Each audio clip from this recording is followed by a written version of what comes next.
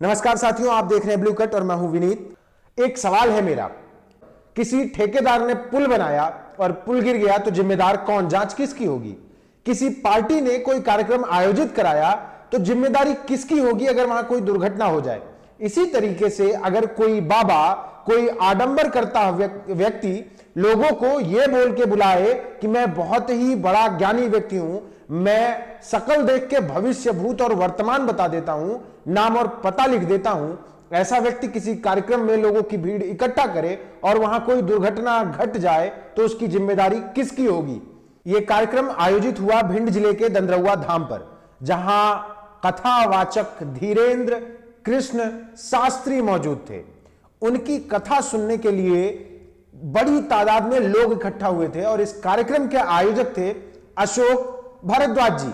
धीरेन्द्र कृष्ण शास्त्री किस लिए फेमस है, पहले ये जान लीजिए। धीरेन्द्र कृष्ण शास्त्री फेमस इसलिए हैं कि कोई भी व्यक्ति, कोई भी भक्त जब धीरेन्द्र कृष्ण शास्त्री के सामने बैठता है तो धीरेन्द्र कृष्ण शास्त्री चुटकी बजाते ही बता देते हैं कि भाई साहब आपकी समस्या क्या है, आपकी बीमारी क्या है, आपको दुख क्या है, उसका इलाज क्या है, निवारण क्या हो सकता है, आने वाले भविष्य में समस्याएं क्या आएंगी, यहां तक कि नाम, गांव, पता और आने का तौर तरीका भी धीरेन्द्र कृष्ण शास्त्री जी अपने कागज पर लिखकर सिर्फ शकल देख के बता देते हैं।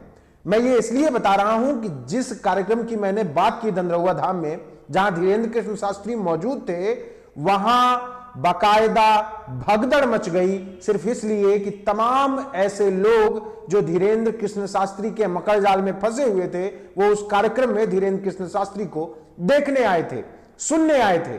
और उस भीड़ में जब भगदड़ मची तो एक महिला की मौत हो गई और 5 से ज्यादा लोग, या ये कहिए कि कम से कम 10 लोग घायल हो गए। क्यों? क्योंकि अलग अलग अखबार, अलग अलग खबरें, अलग अलग आंकड़ा बता रही हैं और कितने सारे लोग अगर भगदड़ मची होगी तो बिना इलाज कराए ही चुपचाप निकल लिए होंगे, उनकी कोई गिनती नहीं है।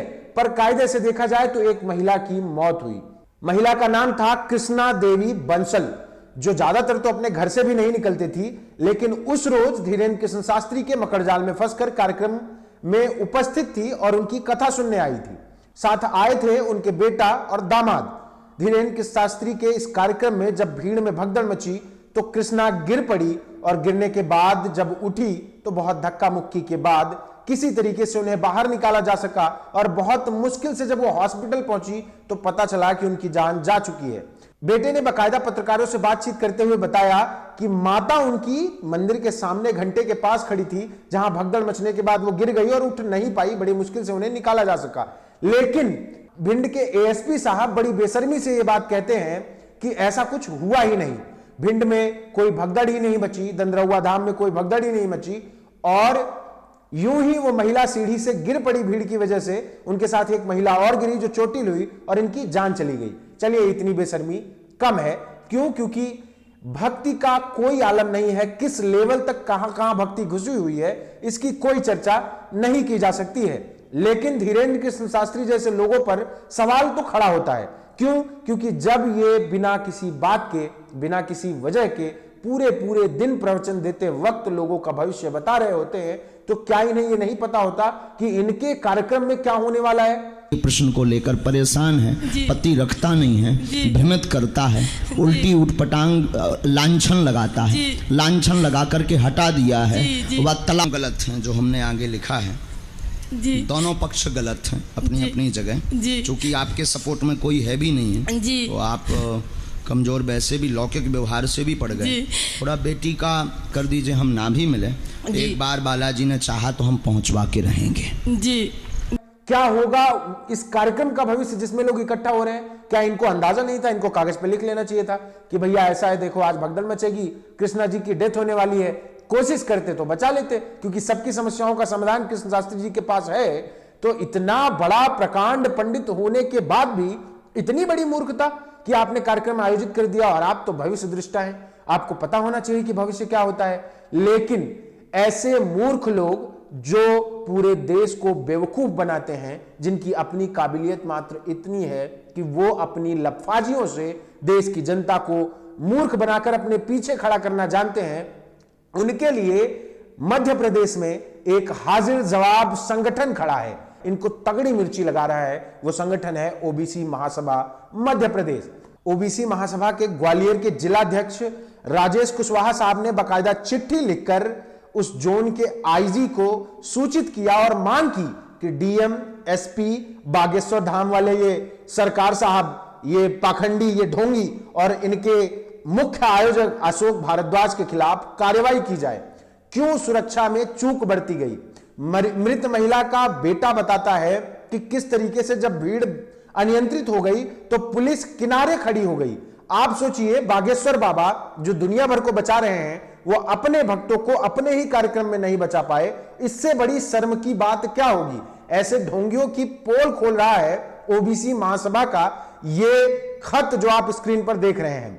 और इस खत के बाद आप सोचिए कि बागेश्वर धाम में किस तरीके से खलबली मची होगी, किस तरीके से इस पाखंडी के सीने पर सांप लौट रहे होंगे। इतना ही नहीं, बागेश्वर धाम पर लगातार आरोप लग रहे हैं, पिछड़े दलितों की जमीन हड़पना हो, गरीब को कुचलना हो, गुंडागर्दी हो, ये सब कुछ ये धीरेन्द्र कृष्ण शास्त्री के ऊपर आरोप के तौर पर पिछले कई महीनों से लगता आ रहा है। और धीरेन्द्र कृष्ण शास्त्री के खिलाफ लगातार ओबीसी महासभा और प्रीतम लोधी जैसे बड़े नेता मोर्चा खोले हुए हैं, लेकिन सरकार के कानों पर जू नहीं रेंग रही है।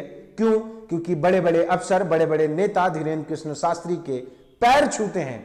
उनको भी या तो बेवकूफ बनाया गया है या तो धीरेन्द्र कृष्ण शास्त्री की मोटी कमाई जो मूर्ख बनाकर जनता को आ रही है, उसमें उनका भी हिस्सा है। इसलिए कोई धीरेन्द्र कृष्ण शास्त्री के खिलाफ नहीं बोल रहा है। मैं बस आपको इतना बताना चाहता हूं कि अगर इस कार्यक्रम में किसी की जान गई, जो कुछ भी हुआ, उसकी जिम्मेदारी बाकायदा धीरेन्द्र कृष्ण शास्त्री की है। अगर इंद्र भगवान को भगवान मानते हो और ये मानते हो कि उनके वजह से ही बारिश होती है, उनकी पूजा करते हो, तो आप इंद्र को इस बात के लिए जिम्मेदार मानो कि बारिश कम हुई और ज्यादा भी हुई तो उसकी जिम्मेदारी इंद्र की हुई। और कायदे से देखा जाए तो इंद्र धरती पे नहीं है, लोगों की कपोल कल्पनाओं में है, लेकिन धीरेन्द्र कृष्ण शास्त्री धरती पर है, कल्पनाओं में नहीं है। इस व्यक्ति के खिलाफ, इस आडंबरवादी के खिलाफ बाकायदा एफआईआर होनी चाहिए, जांच होनी चाहिए कि कैसे आपकी जिम्मेदारी पर हुई कार्यक्रम में सुरक्षा में चूक हुई, कैसे आपने स्वास्थ्य व्यवस्था का पर्याप्त इंतजाम नहीं किया, जरूरत पड़ने पर लोगों को आसपास इलाज तक नहीं मिल सका, किस तरीके का यह आयोजन था। और इनकी जिम्मेदारी तय करते हुए इनके खिलाफ कार्रवाई की जानी चाहिए। और देखने वाली बात यह है कि प्रशासन ऐसा करेगा कि नहीं। वैसे तो उम्मीद कम है, क्योंकि तमाम प्रशासनिक पद पर बैठे लोग और बड़े बड़े नेता, जैसा कि मैंने पहले ही बताया, धीरेन्द्र कृष्ण शास्त्री के चरणों में नतमस्तक हैं, इसलिए ज्यादा संभावनाएं नहीं है। लेकिन ओबीसी महासभा जैसे संगठन इनकी नाक में नकेल कसने का काम कर रहे हैं। और सबसे आखिर में चलते चलते बागेश्वर वाले सरकार के अंदाज में ही मैं आपको बता रहा हूं कि अगर आपको अपनी जान बचानी है तो संविधान पढ़िए, अगर आपको अपने हक बचाने हैं तो संविधान पढ़िए, अगर आपको आडंबर से बचना है तो संविधान पढ़िए, आपको अपने अपनों को इन मूर्खों से, इन पाखंडियों से दूर ले जाना है तो संविधान पढ़िए। संविधान इसलिए पढ़िए कि बागेश्वर बाबा जैसे लोगों के कार्यक्रमों में जाकर आप अपनी जान ना गंवाएं। जान गंवानी ही है तो उन मूलभूत सुविधाओं के लिए लड़ते हुए गवाइए जिनके लिए आपकी आने वाली पीढ़ियां आपकी तारीफ कर सकें, आपको यह ना कह सकें कि आप बागेश्वर धाम वाले सरकार जैसे बेवकूफ बाबाओं के चक्कर में पड़कर अपनी पीढ़ियों के लिए एक बुरा भविष्य तैयार कर रहे थे और अपनी जान गंवा रहे थे।